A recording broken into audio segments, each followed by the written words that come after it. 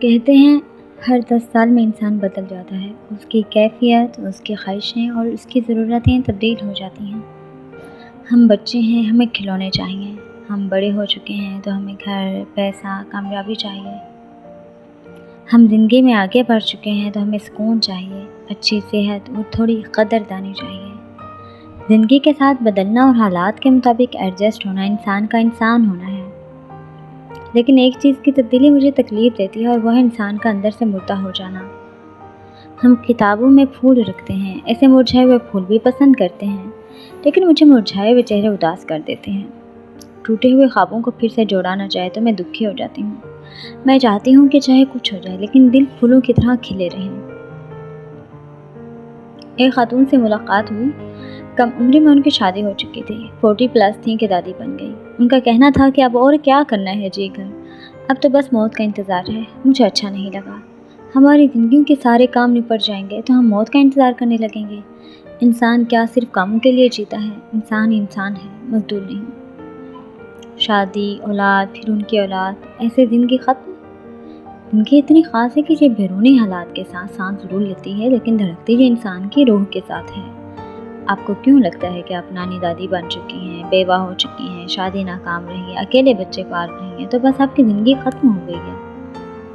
آپ بچوں کے لیے جی رہی ہیں لیکن اپنے لیے مر چکی ہیں، جبکہ آپ کو تو اپنے لیے سب سے پہلے جینا ہے۔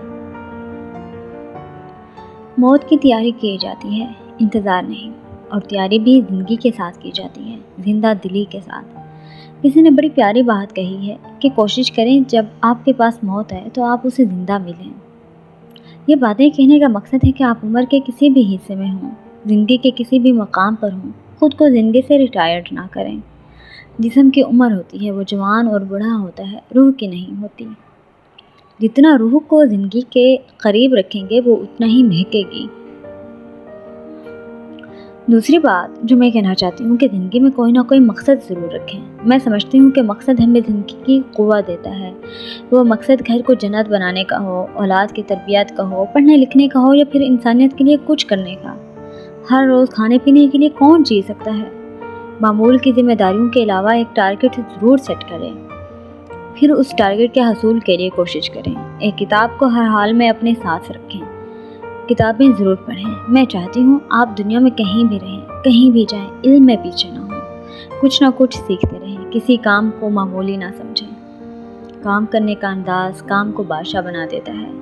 وہ سوئی دھاگے سے رومال پر پھول کاٹنا ہی کیوں نہ ہو۔ عمر کے کسی بھی حصے کو غیر اہم نہ جانیں کہ اب کیا فائدہ۔ مصر میں 60-70 سالہ عورتیں تاریخی کھدائیوں کی سپروائز کر رہی ہیں۔ ترکی میں جس گائیڈ کی عمر جتنی زیادہ ہوتی ہے اس کی اتنی ہی ڈیمانڈ ہوتی ہے۔ سیاح بڑی عمر کے گائیڈ ہائر کرنا پسند کرتے ہیں کہ ان کی معلومات اور ان کا تجربہ زیادہ ہے۔ عمر کا بڑھنا انسان کو نکارا نہیں بناتا، تجربات انسان کو کندن کرتے ہیں۔ آپ کندن ہیں، خود کو کوئلہ نہ سمجھیں۔ عمرے کے دوران مدینے سے مکہ واپسی پر مجھے ایک خاتون عائشہ ملی۔ ان کا تعلق گاؤں سے تھا، ہم نے کافی باتیں کی۔ وہ شوہر کے وفات کے بعد وراثت میں ملنے والا زمین کا ٹکڑا بیچ کر عمرہ کرنے آئی تھی۔ جو پیسے بچ گئے تھے ان سے بچوں کے لیے چیزیں خرید لی تھی۔ اور آپ نے اپنے لیے کیا لیا ہے؟ میں نے ان پیسوں سے صرف ایک آئس کریم لے کر کھائی ہے۔ ان کے بچوں کے بھی بچے تھے، بہت بڑا خاندان تھا۔ تمام عمر شوہر نے کبھی ہتھیلی پر 2 پیسے نہیں رکھے تھے۔ وہ ہاتھ پھیلانے سے شرم کرتی تھی۔ پھر گاؤں کے گھر میں چھوٹی سی دکان کھول لی، اپنی ضرورت وہاں سے پوری کرتی رہی۔ اولاد جوان ہوئی لیکن اپنے لیے وہ دکان سے کماتی رہی۔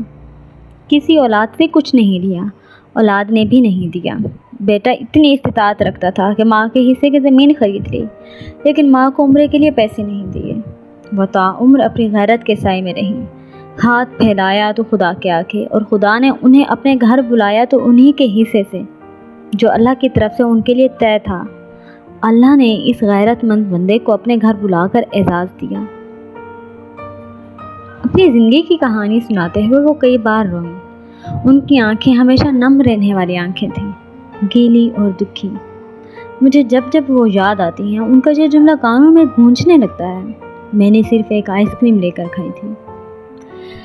میں نے صفا مروہ میں اللہ سے دعا کی تھی کہ مجھے اپنے 3 بندوں سے ملوا دے جو آپ کو عزیز ہیں۔ ماں جی عائشہ انہی 3 میں سے ایک تھیں۔ مجھے تب بھی یقین تھا، مجھے آج بھی یقین ہے۔ ہماری جماعیں عام عورتیں تو نہیں ہیں۔ جیسے سائرہ رضا کی والدہ، اگر وہ اپنی استطاعت کو اتنے اعلیٰ مقام تک نہ لے جاتی تو ان کے خاندان کی کہانی بھی مختلف ہوتی۔ خاتون ٹیچر نے اپنے خاندان کے ساتھ ساتھ نسلوں کا نصیب بھی بدل دیا۔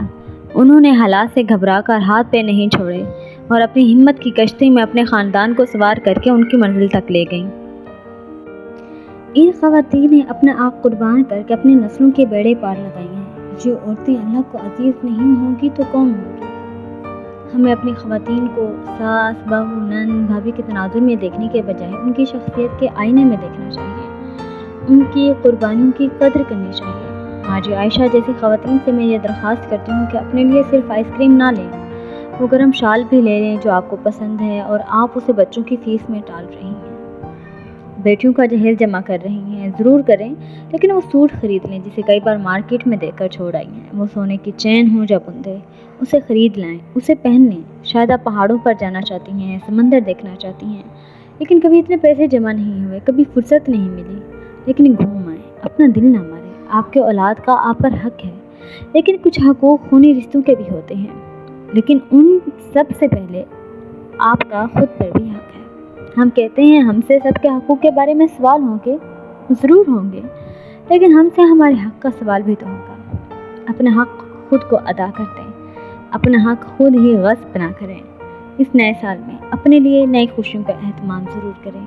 اگر اندر کہیں زندگی مردہ ہو چکی ہے تو اسے زندہ کرنے کی کوشش کریں۔ میری طرف سے آپ سب کو نیا سال اور زندگی کے ہر سال مبارک۔ سمیرہ حمید۔